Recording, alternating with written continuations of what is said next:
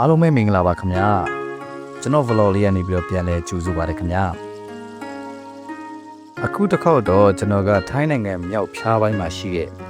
အရန်လှပြီးအရန်မှော်ဆန်နေဆိုပြီးလူတွေတင်စားကြတဲ့ဗမာလူအတိတ်ပဲရဆိုလို့ရှိရင်တော့ကျွန်တော်တို့ထိုင်းရဲ့အချစ်အိမ်လေးဆိုပြီးတော့အတိတ်ပဲရတယ်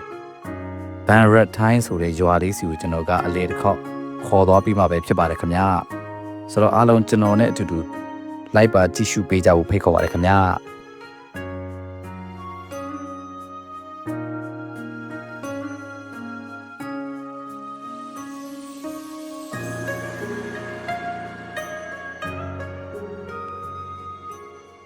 ဒီရွာလေးကတော့ကျွန်တော်တို့ထိုင်းနိုင်ငံရဲ့မြောက်ဖျားပိုင်းမြန်မာနိုင်ငံနယ်စပ်အနီးမဲဟောင်ဆောင်ပြည်နယ်ထဲမှာရှိတဲ့အရန်ကိုလှတဲ့တောင်ပေါ်ရွာလေးတစ်ရွာပဲဖြစ်ပါတယ်ခင်ဗျာပင်လယ်ရေမျက်နှာပြင်ထက်မီတာ1200ကျော်မှတည်ရှိပါတယ်ခင်ဗျဒီရွာလေးကိုသွားမယ်ဆိုရင်ဘန်ကောက်ကနေပဲဖြစ်ဖြစ်ချင်းမိုင်ကနေပဲဖြစ်ဖြစ်မဲဆောက်ကနေပဲဖြစ်ဖြစ်မဲဟောင်ဆောင်မြို့လေးကိုအရင်သွားပါတယ်ခင်ဗျာမဲဟောင်ဆောင်ကနေမှတဆင်းဆက်ပြီးတော့သွားရမှာဖြစ်ပါတယ်ခင်ဗျာဆိုတော့ကျွန်တော်တို့ကတော့မဲဆောက်ကနေပြီးတော့မနက်10:00 နာရီလောက်မှာမဲဟောင်ဆောင်ကိုစထွက်လာခဲ့တာပေါ့နော်ဆိုတော့ရှူကင်းလေးတွေကြီးစကားလေးတပြောမောင်းရင်းနဲ့ညနေ6:00 နာရီလောက်မှာပဲကျွန်တော်တို့ကမဲဟောင်ဆောင်မြို့လေးကိုရောက်ပါတယ်ခင်ဗျာဆိုတော့အဲ့ဒီမှာပဲတညတာအိတ်ဆက်လိုက်ပါတယ်ဆိုတော့နောက်ရက်မနက်မှာတော့ကျွန်တော်တို့ရဲ့မိတ်ဆွေကကျွေးမွေးအခမ်းနဲ့မနက်စာတူးနွေးလေးကိုစားပြီးတော့မှကျွန်တော်တို့ကဘန်ရာထိုင်းဆိုတဲ့ရွာလေးကိုထပ်ပြီးတော့ခီးဆက်မှာဖြစ်ပါတယ်ခင်ဗျာ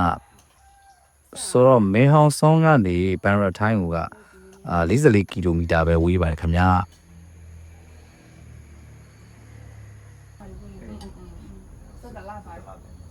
မနက်စာစားတော့ပြီးရနဲ့ကျွန်တော်တို့မဲဟောင်ဆောင်ကနေစထွက်လာတဲ့အချိန်မှာတော့ရာသီဥတုကကြီးကြီးလင်းလင်းနဲ့တတရရရှိပါတယ်ခင်ဗျာ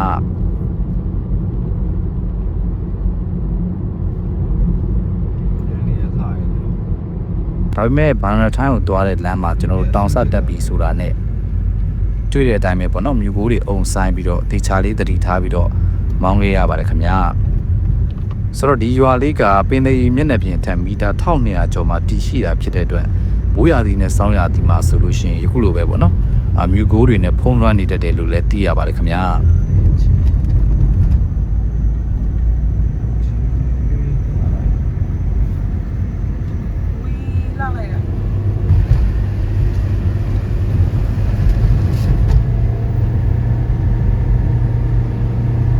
ကျွန်တော်တို့ဒီဘန်ရာထိုင်းရွာဝင်မဟုတ်ဦးရောက်တဲ့အချိန်မှာပဲကျွန်တော်တို့ကမိုးကစရွာပါတယ်ခင်ဗျ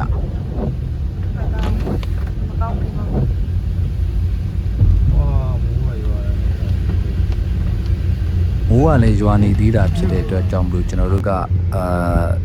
ရှူကင်းလေးကြည့်လို့ရအောင်လို့ကော်ဖီဆိုင်လေးတစ်ဆိုင်မှာပဲရွေးပြီးတော့ကော်ဖီလေးတောက်တယ်ပြီးလို့ရှိရင်ကျွန်တော်တို့ဒီရွာလေးရဲ့နာမည်ကြီးပေါ့နော်လက်ဖက်ချောက်ဒီအခိုင်ကြီးပေါ့နော်ရင်းနှီးချမ်းလေးကိုကျွန်တော်တို့မီးစမ်းခဲ့ပါတယ်ခင်ဗျာပြီးရင်တော့ကျွန်တော်တို့မြင်နေရတဲ့ကန်ကြီးနဲ့ဒီကန်ကြီးရဲ့ပတ်လည်မှာတည်ထားတဲ့ရွာလေးရဲ့ရှူကင်းကိုကျွန်တော်တို့အေးဆေးဆေးလေးထိုင်ကြည့်ကြပါတယ်ခင်ဗျာ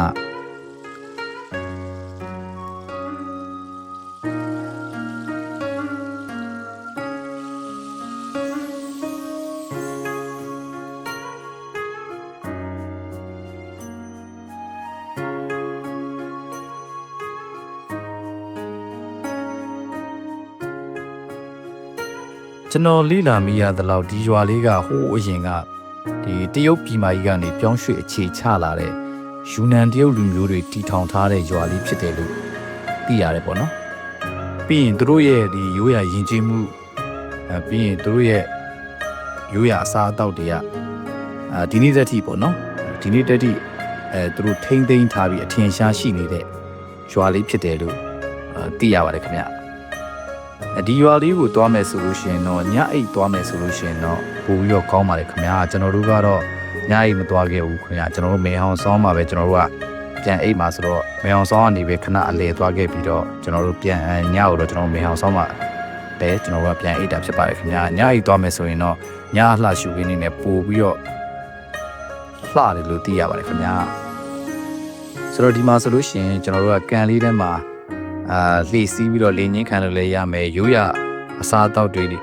မီးစမ်းကြည့်လို့လည်းရမယ်ပြီးရင်ရိုးရဝတ်စားတွေနဲ့ပေါ့နော်ဓာတ်ပုံရိုက်လို့လည်းရမယ်ပြီးနောက်တစ်ခုကဒီထူးခြားတဲ့ရာသီဥတုနဲ့ပေါ့နော်ရှူခင်းတွေကိုတဝါကြီးကြည့်ပြီးတော့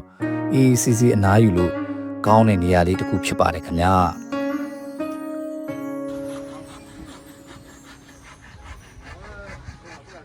ဟေး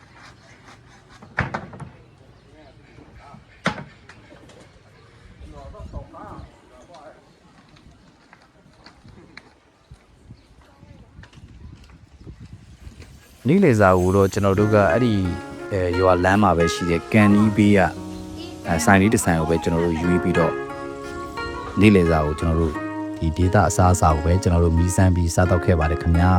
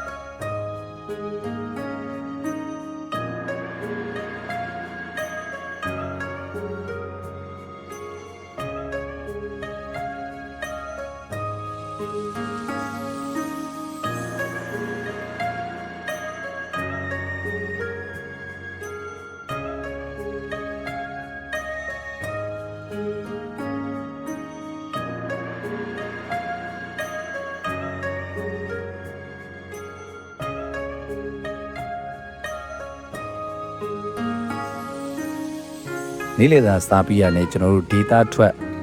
ဒီအစားအသောက်တွေရှိတဲ့ဇီးရန်တွေဘက်ကိုကျွန်တော်တို့တွားခဲ့ပါတယ်ခင်ဗျာပြီးရင် data ထွက် wine လေးတွေကိုလည်းကျွန်တော်တို့မီးစမ်းပြီးတော့ဝယ်ယူခဲ့ပါတယ်ခင်ဗျာ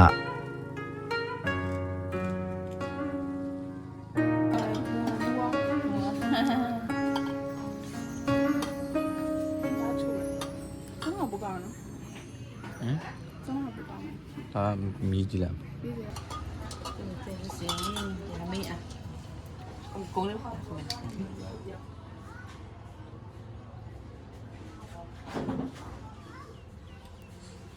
ပြီးရင်သူတို့ရဲ့ data အတွက်အသီးနှံတွေကိုပဲကျွန်တော်တို့ဒီရိုးရာအတိုင်းသူတို့ယူထိုးထားတဲ့ပုံစံမျိုးပေါ့နော်ဘူးကြီးနဲ့အများကြီးထည့်ထားတွေ့ပါတယ်ခင်ဗျာအဲ့ဒါလေးလည်းကျွန်တော်မီးစမ်းပြီးတော့ကြိုက်နှစ်သက်တယ်ဆိုရင်ဝယ်ယူလို့ရပါတယ်ခင်ဗျာဖေုံလေးလားအရင်လဲစလို့ကောင်းပါတယ်ခင်ဗျာ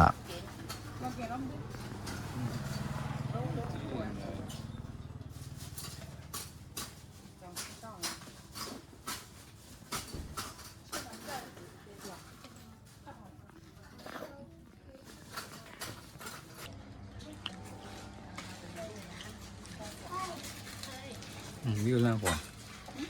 ဒီလမ်းပေါ်ရှင်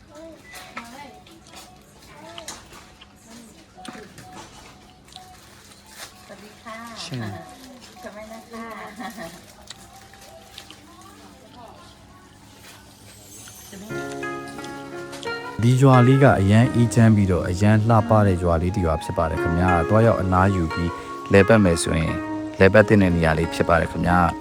ဆိုတော့ကျွန်တော် vlog ကိုကြည့်ရှုအားပေးကြတဲ့အရောက်စီတိုင်းကိုကျေးဇူးအများကြီးတင်ပါတယ်ခင်ဗျာနောက်ထပ် vlog တွေမှာလည်းပြန်လည်တွေ့ဆုံကြပါသေးတယ်ခင်ဗျာ